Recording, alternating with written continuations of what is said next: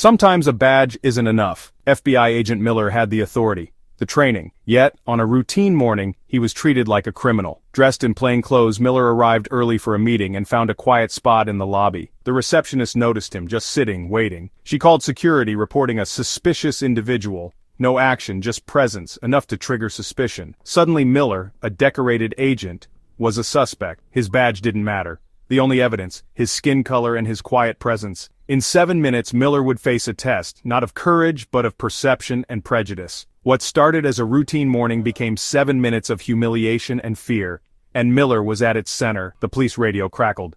"Suspicious male loitering in the lobby." Officers Davis and Chen entered, eyes scanning for a threat. The receptionist nodded toward Miller. They flanked him quietly. Miller, still on his phone, sensed the shift. The officers didn't ask what he was doing. They saw a man who didn't belong. Miller stayed composed. He was an FBI agent, but that didn't matter now. The misunderstanding was no longer a mistake.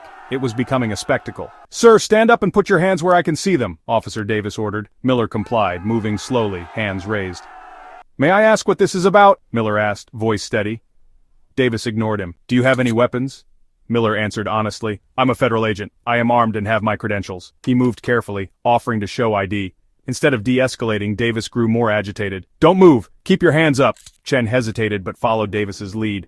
Miller's calm was treated as a trick, his credentials dismissed.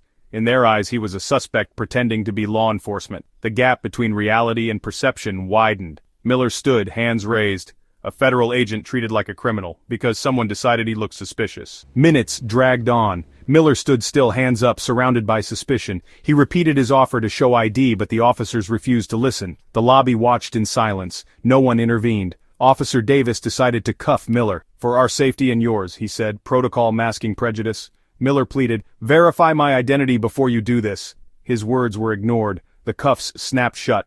Miller, a federal agent, was now a prisoner in the building where he was supposed to work. He had done everything right. Calm, compliant, clear. None of it mattered. The damage was done. Senior Agent Reynolds entered, stunned to see Miller in cuffs. "What is going on here?" he demanded, flashing his badge. "That man is Special Agent Miller. Take those cuffs off. Now."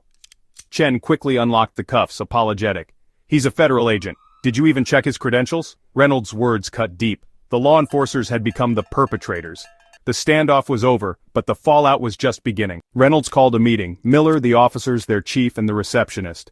Miller described what it felt like to be presumed guilty. Davis apologized. Chen admitted he should have questioned, not just followed. The receptionist confessed. She acted on a feeling, not facts. Miller asked, "If I'd been a white man in a suit, would you have called?" She hesitated. "Probably not." The story became a training scenario, a lesson in bias and accountability.